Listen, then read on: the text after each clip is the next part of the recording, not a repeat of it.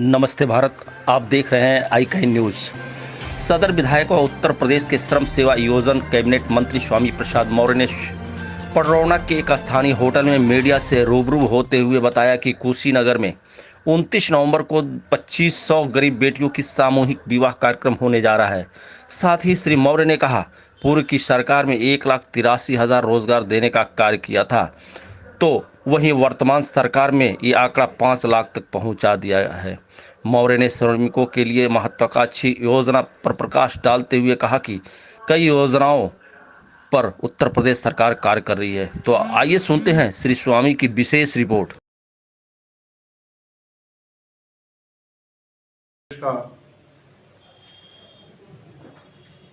सबसे जनप्रिय और चर्चित विभाग के रूप में अपना स्थान स्थापित किया है। विशेष रूप से पहले हम श्रम विभाग पर आते हैं, जहां पर निर्माण श्रमिकों के कल्याण के लिए 2009 में उत्तर प्रदेश भवन एवं अन्य संनिर्माण कर्मकार कल्याण बोर्ड का गठन किया गया था, जिसमें पंजीकृत निर्माण मजदूरों के लिए विभिन्न योजनाओं के माध्यम से उनको आच्छादित किया जाना था। 2009 से लेकर के 2017 तक, यानी 8 सालों में कुल निर्माण श्रमिकों का पंजीयन मात्र 34 लाख था। हमारी कोशिश थी श्रम सेवा मंत्री बनने के बाद कि ज्यादा से ज्यादा श्रमिकों का कल्याण हो, उसके लिए उनका पंजीयन आवश्यक है। इसलिए हमने एक अभियान चलाया। प्रत्येक जिले के प्रत्येक जिले के एक लेबर अड्डे पर जाने का। लगभग 60-65 जिलों के एक लेबर अड्डे पर मैं गया भी, जहां पर पंजीयन कैंप लगाया, विभिन्न कल्याणकारी योजनाओं से उनको मौके पर लाभान्वित किया, और उसके बाद हमने निर्देश दिया पूरे प्रदेश के श्रम विभाग के अधिकारियों को कि शहरों में स्थापित लेबर अड्डों पर चक्रानुक्रम में ये पंजीयन कैंप लगातार चलता रहना चाहिए, और उसके बाद ग्राम पंचायतों में मनरेगा मजदूरों का विकासखंड मुख्यालयों पर, तहसील मुख्यालयों पर, ईंट के भट्टों पर जाकर एवं निर्माण स्थलों पर जाकर के विभिन्न कैंपों के माध्यम से हमने श्रमिकों को ज्यादा से ज्यादा पंजीयन करने का अभियान चलाया। और आवश्यकता जब पड़ी तो हमने उनके पंजीयन फीस 50 रुपये से घटा के 20 रुपया किया था। नवीनीकरण फीस भी 50 रुपये से घटा के 20 रुपया किया था। पंजीयन की तेजी से रफ्तार चली। इसी बीच कोरोना महामारी का दौर आया। कोरोना महामारी में हमने निःशुल्क पंजीयन कार्यक्रम की घोषणा की। पूरे कोरोना के दरमियान निःशुल्क पंजीयन भी चला, और अब श्रमिकों के हितों में हमने ऑनलाइन पंजीयन की व्यवस्था कर दी। अब किसी भी श्रमिक को मेरे बाबू, मेरे अधिकारी, मेरे कार्यालय का चक्कर लगाने की आवश्यकता नहीं पड़ेगी। किसी भी जन सुविधा केंद्र पर बैठ करके वो अपना पंजीयन करा सकता है। और हमारे इस अभियान का नतीजा हुआ कि विगत 8 सालों में, पूर्ववर्ती सरकारों के 8 साल के दौरान में, जहां मात्र 34 लाख पंजीयन था, आज पंजीयन 1,25,00,000 के पार पहुंच गया है। यही नहीं, पूर्ववर्ती सरकार में केवल साइकिल बांटी जाती थी, आज उसके एवज में हमने 17-17, 18-18 कल्याणकारी योजनाएं श्रमिकों के लिए चलाई, और सभी को हमने सतही अमली जामा देने की भी कोशिश की। उसी का नतीजा रहा कि हमारी सभी योजनाएं पारदर्शी तरीके से श्रमिकों तक पहुंची और पूर्ववर्ती सरकार के 8 साल में, यानी 2009 से 2017 तक, जहां कुल लाभार्थियों की संख्या मात्र 7 लाख थी, हमने 4.5 साल की इस सरकार में अब मात्र हमारे कार्यकाल का लाभार्थियों की संख्या 70 लाख हो गई है। आज कुल श्रमिक लाभार्थियों की 77 लाख संख्या है, जिसमें 7 लाख पूर्ववर्ती सरकारों के 8 साल के कार्यकाल का और 70 लाख हमारी 4.5 साल की सरकार का। हमने जो योजनाएं चलाई हैं, हम भारत सरकार को इस बात के लिए बधाई देते हैं श्रम विभाग को, जिसने उत्तर प्रदेश में चलाई गई योजनाओं को मॉडल के रूप में एक्सेप्ट करके देश के सभी प्रदेशों में उसको क्रियान्वित करवाया। और आज हम कुशीनगर में इसी 29 नवंबर को श्रमिक पुत्री सामूहिक विवाह का आयोजन करने जा रहे हैं, जो कलेक्ट्रेट के सामने बुद्धा पार्क मैदान में संपादित होगा। हमारी कोशिश है कि उसमें 25,000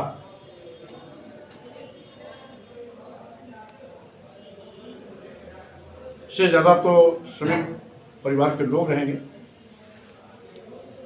और लगभग 2,500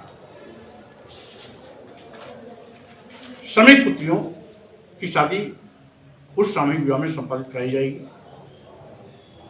पिछली बार हमने सामूहिक विवाह का कार्यक्रम गोरखपुर में रखा था।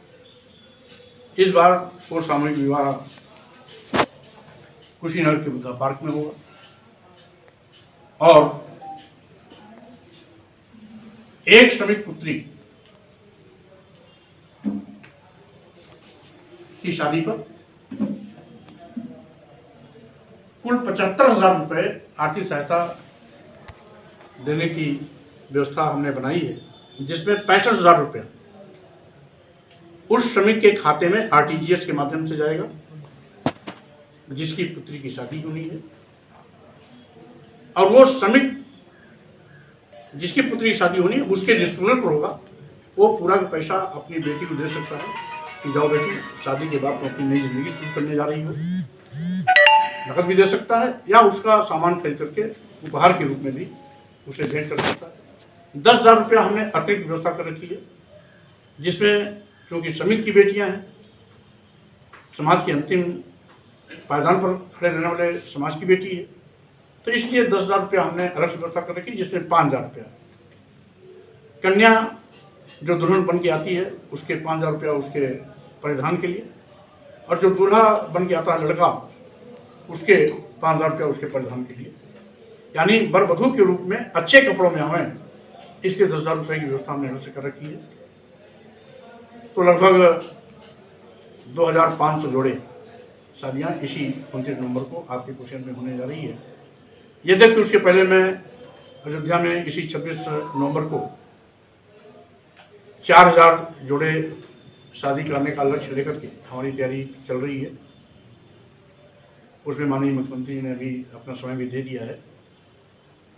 अभी कुशीनगर के संबंध में मैंने मुख्यमंत्री जी से वार्ता नहीं की है, संभवतः कोशिश होगी कि माननीय मुख्यमंत्री जी इस भी कार्यक्रम में आए। ये हमारी मात्र एक योजना है। हम श्रमिक पुत्री विवाह योजना में 2 पहलू के रूप में उनको आर्थिक सहायता देते हैं। अगर कोई श्रमिक अपनी बेटी की शादी घर पे करता है तो उसमें भी हम 55,000 रुपये की आर्थिक सहायता देते हैं, और सामूहिक विवाह में करता है तो 65,000 रुपया खाते में, 10,000 रुपया दुल्हन दूल्हे के ड्रेस के लिए देते हैं, यानी 75,000 रुपये की आर्थिक सहायता दी जाती है। शादी का पूरा खर्च श्रम विभाग उठाता है, और एक जोड़े के पीछे 10 परिवारीजन को भी हम उस कार्यक्रम में भाग लेने की अनुमति देते हैं, यानी 5 लोग लड़की के परिवार के, 5 लोग लड़के के परिवार के, एक जोड़े के पीछे 10 लोग यानी अगर 2500 शादी है तो 2500 गुणे 10 यानी 25,000 उनके परिवार के लोग रहेंगे, और 5,000 ये अतिरिक्त जो वर वधू दोनों मिला करके 5,000 हो जाएंगे। 2,500 जोड़े मतलब वर वधू दोनों मिला के 5,000, तो लगभग 30,000। इन सभी को हम भोजन भी देते हैं, जो शादी समारोह में जिस प्रकार से अपनी लड़की के लिए लोगों को अच्छा खाना देने का प्रयास किया जाता है, उसी प्रकार से इस शादी समारोह में भी हम वर वधू के साथ उनके परिवारजनों को भी सबको भोजन भी देते हैं। और अगर श्रमिक अपनी शादी घर पे करता है तो उसके लिए भी हम 55,000 रुपये की आर्थिक सहायता उसके खाते में भेजते हैं। ये एक हम श्रमिकों के बच्चों को पढ़ने के लिए अलग से व्यवस्था करते हैं।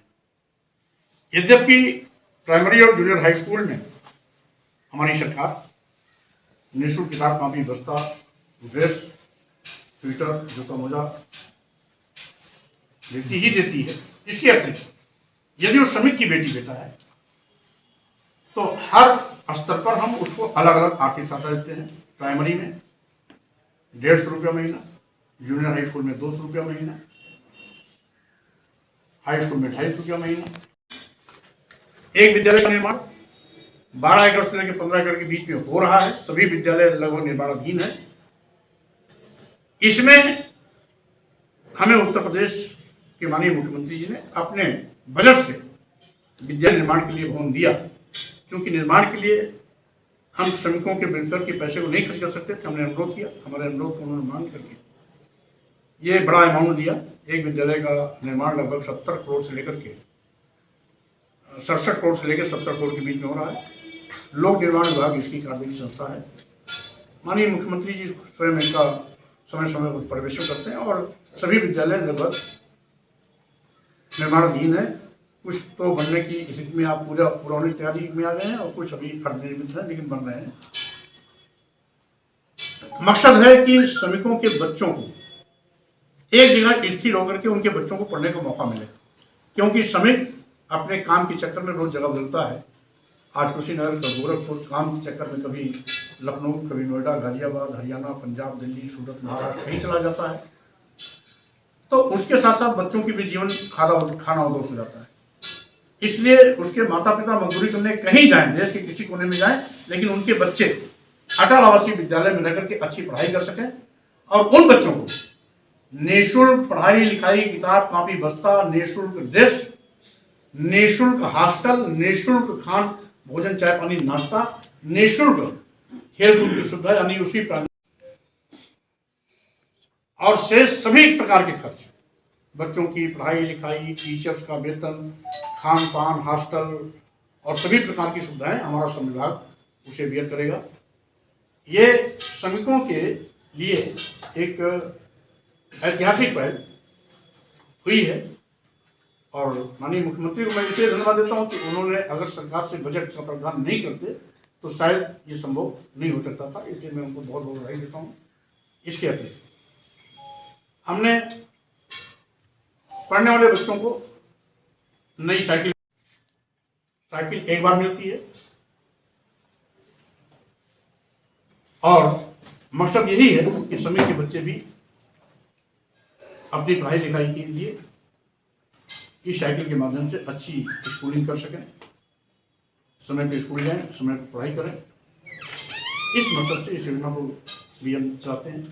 इसके साथ ही साथ हमने श्रमिकों के गंभीर बीमारी में भी आर्थिक सहायता देने की व्यवस्था कर रखी है।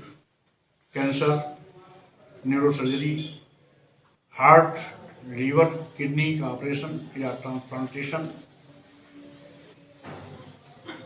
जैसी गंभीर बीमारियों पर जो भी खर्च आता है और लिमिटलेस 1-2 लाख से लेकर 10-20-25 लाख जो भी आता है, क्योंकि हम जानते हैं श्रमिक रोज से मात्रा रोज खाता है, इलाज नहीं करा सकता है, इसलिए इसी गंभीर बीमारियों पर उसके ऊपर जितना भी खर्च होता है वो पूरा का पूरा पैसा हमारा श्रम विभाग धन्यवाद देना चाहते हैं कि कम से कम आप मुझको याद करते रहते हो। भले ही मेरे खिलाफ कुछ न कुछ अफवाह उड़ा करके, लेकिन चर्चा में बनाए रखते हो। तो चर्चा में बनाए रखने के लिए मैं उन सभी लोगों को धन्यवाद देता हूं जो मुझको सुर्खियों में बनाए रखते हैं। सपा के लोग ही कहना शुरू किए कि आप आ रहे हैं उनकी पार्टी में। तो सपा के लोग कहना भी चाहिए। अगर मेरे नाम से उनको फायदा मिल रहा है, मेरे नाम से तमाम लोग उनके पास जा रहे हैं, तो उनका अगर फायदा है मेरे नाम पर चर्चा उड़ाने से ही, तो ये मुबारक हो उनको। लेकिन स्वामी प्रसाद जहाँ है वो आप सामने दिखाई पड़ रहे हैं जी।